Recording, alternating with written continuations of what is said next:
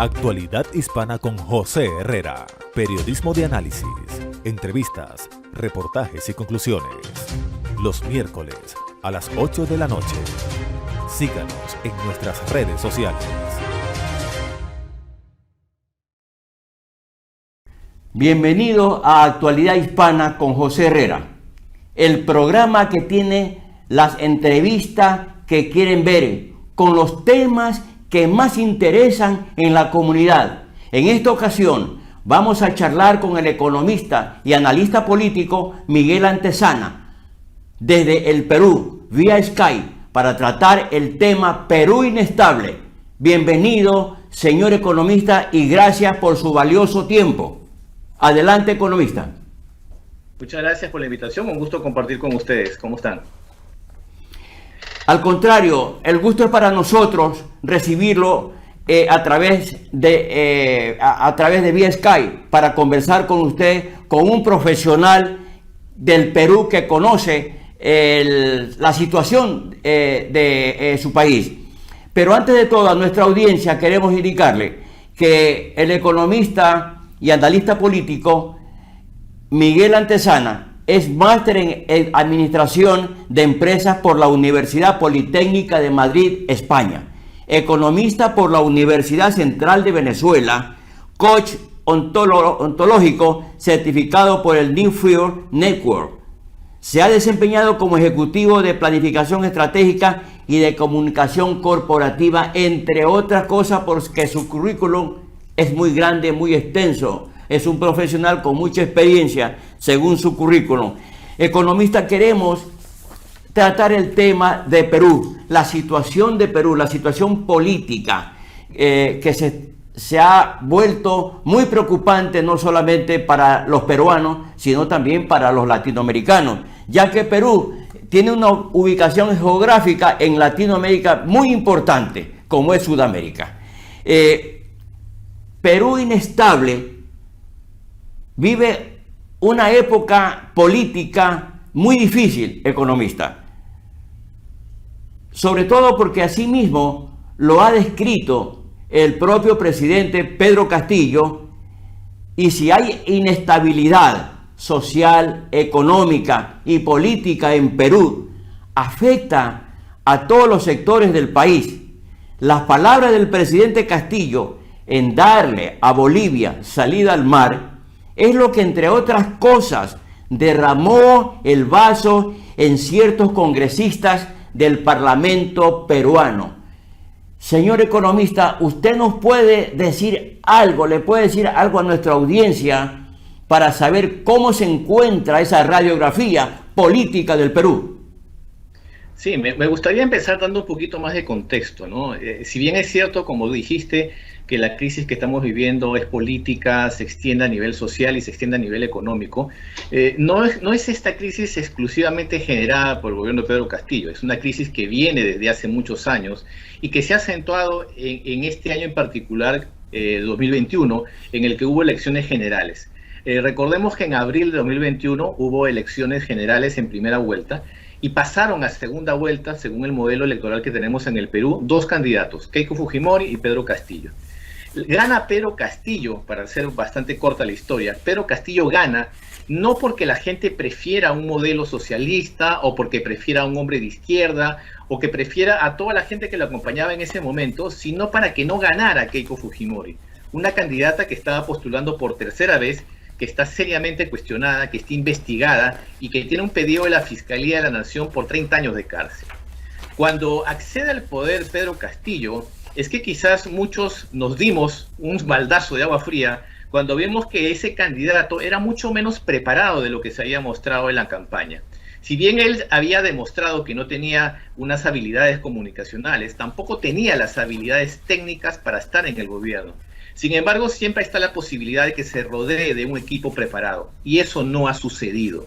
Y a lo largo de todos estos 7 meses de gobierno, entonces lo que ha pasado es que Pedro Castillo está demostrando su inexperiencia, está demostrando su falta de muñeca política, pero sobre todo también está mostrando su incapacidad de convocar a cuadros técnicos que lo acompañen a nivel de gobierno. Eso es lo que nos ha llevado a agravar esta crisis política, crisis económica, social. Y por el lado del Congreso, tampoco es que tengamos un Congreso maravilloso. También tenemos serios personajes cuestionados, también tenemos grupos que se manejan por intereses particulares, y se ha desatado entonces una guerrita interna entre el Poder Ejecutivo y el Poder Legislativo. El Poder Ejecutivo, por un lado, amenazando la posible disolución del Congreso según lo establece la Constitución, si es que le negaran 2 veces la confianza a 2 gabinetes, y el Legislativo amenazando con la vacancia presidencial, porque también es un recurso que establece la Constitución, pero que actualmente no se tienen los 87 votos para dar la posibilidad de esa vacancia. Entonces, ese es el contexto en el que nos encontramos en el Perú. Una lucha de poderes, una crisis social, una crisis política, porque necesitamos urgentemente una renovación política, porque tenemos a la misma gente desde hace mucho tiempo, y una crisis económica en ciernes. Todavía no podemos decir que estamos en una crisis económica, porque las cifras del año pasado han sido de rebote de la pandemia, lo cual ha sido muy saludable. Sin embargo, no podemos prever que este año se mantengan estas cifras de manera positiva. Economista, yo quiero ser breve también en el contexto de la situación. Quiero recoger algo que dijo la vicepresidenta del Congreso peruano, Patricia Chirinos, de la bancada Avanza País. Piensa que aunque se reformara el artículo 117 de la Constitución del Perú, el presidente Castillo seguiría cometiendo infracciones y cometiendo delitos. Él mismo ha reconocido su incapacidad. Justamente estamos muy de acuerdo con usted, economista. Hay una incapacidad de él para gobernar el Perú. De eso está probado porque inclusive él mismo lo ha manifestado públicamente. ¿Es así o no, economista?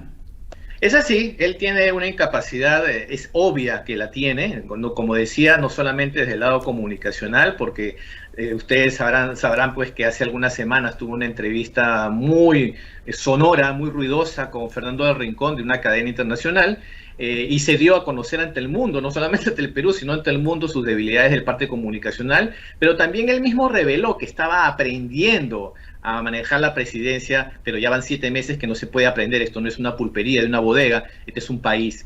Sin embargo, también tenemos que ver, como decía, un poco el contexto. Específicamente la congresista que mencionaste, la congresista Patricia Chirinos, pudiéramos decir también que ella no es muy santa, que digamos, ella también proviene de una serie de partidos políticos que han manejado a nivel regional con bastantes cuestionamientos, inclusive muchos de sus miembros están actualmente presos o están siendo investigados o están siendo requisitoriados. Por lo tanto, como decía hace un momento, hay una lucha de poderes, pero ninguno de ellos se salva. Así como la presidencia tiene serias observaciones, serias deficiencias, no tiene un equipo técnico, en el Congreso tampoco tenemos a congresistas calificados o congresistas con un currículum. Por el contrario, muchos tienen un prontuario y están ahí y están atacando constantemente al presidente para sacar créditos políticos. No quito la razón en el Congreso a observar las limitaciones y todos los detalles o que juegan en contra del presidente de la República. Por supuesto que no, eso no está en entredicho. Lo que está en entredicho es que cuando ellos también tienen que actuar, no lo hacen oportunamente. Te pongo un ejemplo muy claro. El ministro de Transporte, en el caso peruano, también está seriamente cuestionado porque está beneficiando a mafias del transporte. Hay una censura que se está solicitando para ese ministro en el Congreso desde hace meses y los congresistas no la firman. Y no la firman porque muchos de ellos tienen intereses precisamente con empresas de transporte, o inclusive alguna congresista reveló porque es que tiene la promesa del ministro de hacer un puente en un pueblo a la que ella representa. Entonces, ¿de qué moral estamos hablando si no tenemos precisamente ese equilibrio de poderes, sino que simplemente es un aprovechamiento del poder? La crisis política no solamente se limita al Poder Ejecutivo, es una crisis general, es una crisis integral en el caso peruano. Sí, estamos también de acuerdo en esa apreciación y en esa visión que usted tiene, economista, pero ¿qué pasaría más adelante, a lo mejor si es que tiene que pasar, si se llegara a disolver el Congreso? Aparte de que se tendría que convocar a nuevas elecciones presidenciales, también se aplicarían las dignidades parlamentarias regionales y municipales. Cuando se tiene que disolver el Congreso, tendrían que llamarse a nuevas elecciones. ¿Qué nos puede usted decir, economista, al respecto? A ver, el camino establecido en la Constitución es el siguiente. Si por alguna razón se llegara a vacar al presidente Castillo, quien asume la presidencia es la vicepresidenta, Dina Boluarte. Si por alguna posibilidad la vicepresidenta renuncia o también puede ser vacada en un posible proceso distinto, quien asume es el presidente o presidenta del Congreso. Pero ese presidente o presidente del Congreso tiene que convocar a elecciones. Y ahí viene un nuevo problema, porque la Constitución no establece de manera específica qué tipo de elecciones son. Hay algunos constitucionalistas que interpretan que las elecciones son generales, es decir, para la presidencia de la República y también para el Congreso. Sin embargo, el Congreso, precisamente por conveniencia propia, interpreta que las elecciones solamente serían presidenciales, es decir, que ellos seguirían en el cargo. Eso ha generado una reacción también de la población y desde hace algunas semanas se viene inclusive en redes sociales manejando el hashtag que se vayan todos, porque si el presidente se va, si vacan al presidente y a la vicepresidenta, entonces también que se vaya el Congreso, que tiene serios cuestionamientos, como ya le hemos dicho. Ahora, claro, por otro economista, lado, perdóneme que le interrumpa, perdóneme por favor, para darle más cuerpo a sus expresiones. Economista, entonces, según usted, hay un vacío constitucional. digamos, no tanto vacío, falta especificar el qué tipo de elecciones se tendrían que hacer si se convocara en ese caso. Ya hemos tenido una experiencia, la tuvimos hace poco, cuando se vacó, cuando el presidente Pedro Pablo Kuczynski renunció en el 2016. ¿Quién asumió? El vicepresidente, que en ese momento era Martín Vizcarra. Sin embargo, también Martín Vizcarra fue vacado por el Congreso. Y como fue vacado, el presidente del Congreso en ese momento asumió la presidencia, que fue el señor Sagasti. No se convocó en ese momento elecciones generales porque solamente faltaba un periodo de 7 meses. Por lo tanto, ya las elecciones estaban convocadas, ya tocaba la renovación.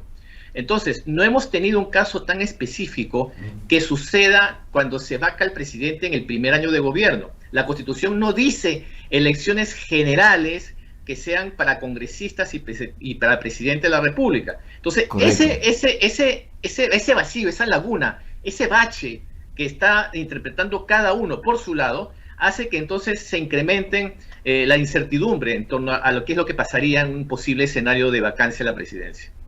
Entonces, de acuerdo con esa percepción suya, economista, se ha politizado esa forma, como vacío, como yo lo estoy mencionando, se ha politizado más.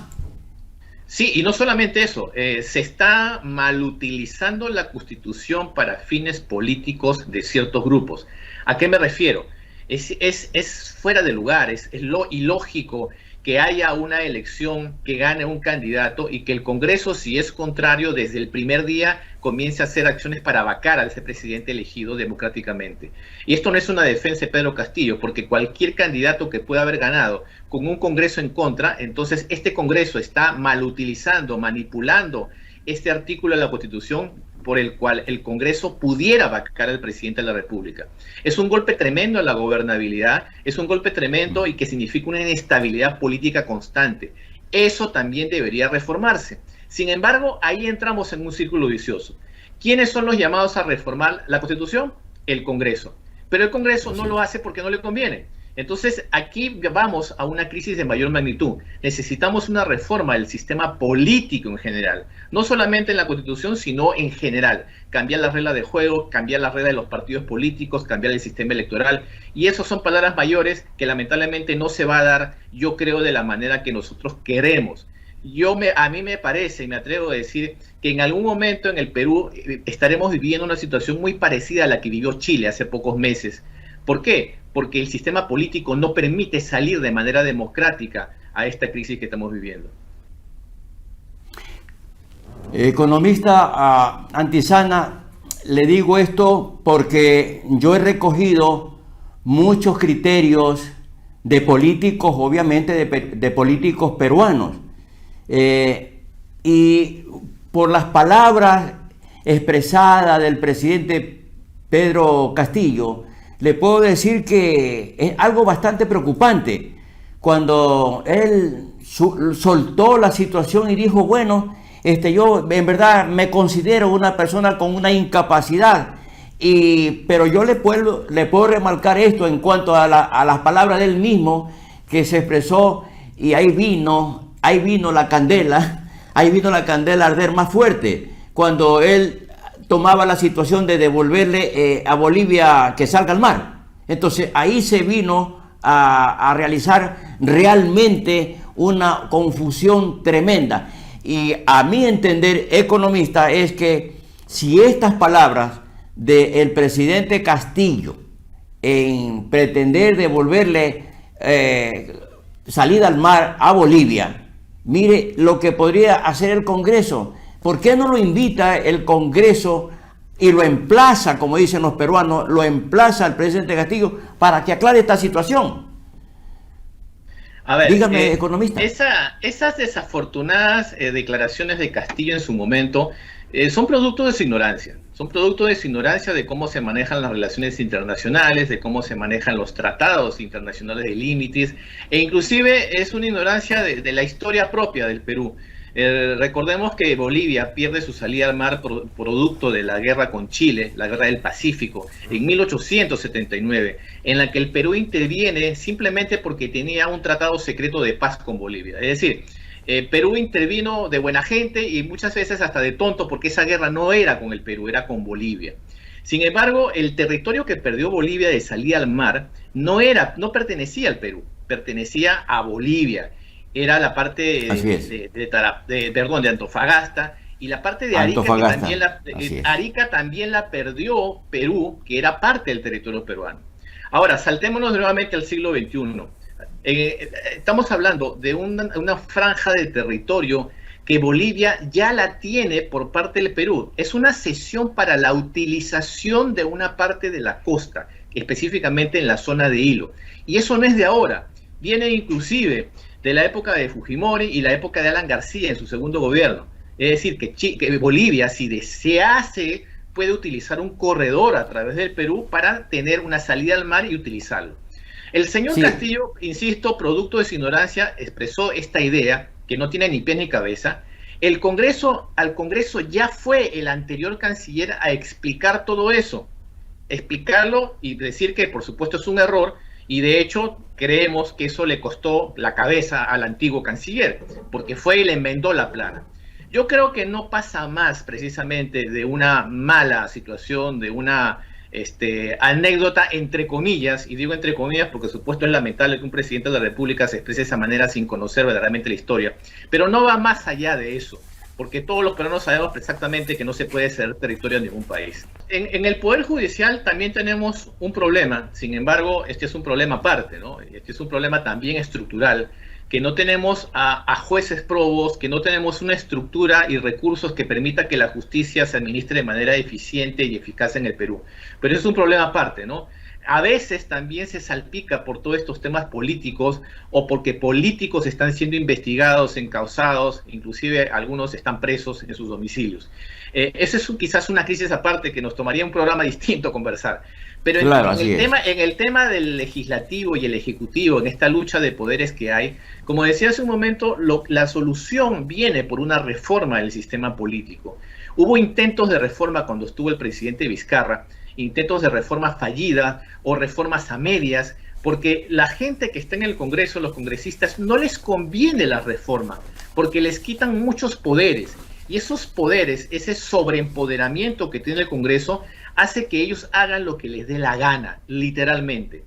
Y desde mi punto de vista, esta reforma que se hizo en que se le otorgó demasiado poder a los partidos políticos, nos ha metido en un problema mayor, porque entonces impide que, por ejemplo, haya candidaturas independientes, impide que la gente pueda participar más en la política, porque depende de unos partidos políticos que ya precisamente están siendo investigados.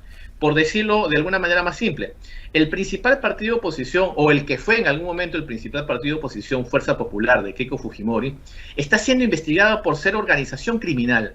Entonces, ¿de qué partidos políticos estamos hablando? Tenemos que romper ese círculo vicioso, y esa reforma, repito, está en manos del Congreso, pero el Congreso no lo quiere hacer. Por eso dije hace unos momentos que a mí me parece que si no hay una salida democrática encauzada dentro de la Constitución, Lo que tarde o temprano llegaría en este momento es una salida por la fuerza, en la que la gente, la sociedad va a salir a las calles y va a reclamar, va a patear el tablero, porque está harto de este sistema vigente. Es decir, el futuro y el presente también del Perú para los peruanos es muy difícil, porque figúrese un país que no tiene una estabilidad social, política y jurídica, nadie va a llegar al Perú a invertir. Economista, como usted lo acaba de expresar, tomaría mucho tiempo seguir analizando el problema político del Perú. Nos tomaría muchas horas y muchos programas, pero en esta ocasión quiero yo agradecerle por su tiempo, economista, y quisiera que recoger las últimas palabras suyas en cuanto al mensaje suyo hacia los peruanos. ¿Cuál sería su mensaje, economista? Yo creo que debemos tener, a pesar del panorama tan turbio que tenemos, yo creo que hay que tener fe y esperanza en que los cambios se van a dar. A veces los cambios no vienen por el camino más deseado, a veces los cambios pueden ser traumáticos e inclusive a veces las crisis suelen tener un resultado feliz, aunque suene contradictorio. Una vez que toquemos fondo, yo creo que lo único que nos queda es salir hacia arriba, es rebotar. Y yo creo que a veces en el caso peruano, en el tema político, es necesario tocar fondo, porque ya hemos visto que los caminos normales no nos van a conducir a ninguna salida. Entonces yo diría que hay que tener esperanza, hay que no desatendernos de la situación política. Es más, los ciudadanos debemos involucrarnos más en la política, porque si dejamos en manos de la misma gente lo que está sucediendo a futuro, entonces vamos a seguir en la misma crisis constantemente. Y esperemos que no haya, obviamente, disturbios que alteren la paz ciudadana en el territorio peruano, porque no quisiéramos ver a un país con una guerra civil interna. Economista, yo le agradezco nuevamente y nuestra audiencia lo ha escuchado ampliamente. Agradecemos al economista Miguel Antezana, quien compartió este segmento vía Sky desde el Perú. Gracias nuevamente, economista Miguel Antezana, y hasta la próxima. Y a nuestra audiencia, mil gracias por estar con Actualidad Hispana de Progreso Hispano News. Pero queremos seguir expresando nuestra conclusión, nuestra visión, nuestra vista, nuestro criterio. El origen de los problemas del Perú no es el señor Castillo, son de orden constitucional, al extremo de que hay un presidente con un entorno comunista. Y por otro lado, sin la preparación necesaria. Bajar al señor Castillo no es la solución. El problema de Castillo no comienza con él, se inicia con Kuczynski, 4 años antes de que entre Castillo. Y el problema de Castillo es que no tenga la formación intelectual, pero al margen de quien tenga o sea o no inteligente o con experiencia política, tenemos que entender que hay 5 gobiernos truncos y Castillo es el 6º gobernante de los peruanos en estos últimos 5 años. El Tribunal Constitucional del Perú dice que cuando un presidente compone el gabinete para reformar sobre la política general del gobierno, ya no se puede disolver el Congreso. Por eso fueron blindadas sus normas constitucionales. Tengo la percepción de que el presidente Castillo buscaba un pretexto para disolver el Congreso, tentándolo con enviar la lista de sus nuevos ministros, y se le acababan la confianza. Entonces, disolvió el Congreso, pero esto no sucedió. En tal sentido, los peruanos necesitan tener la sabiduría, como nos acaba de decir el economista Miguel Antezana, desde el Perú, un peruano que vive las 24 horas del día en la política nacional peruana. Muchas gracias a nuestra audiencia y hasta el próximo programa.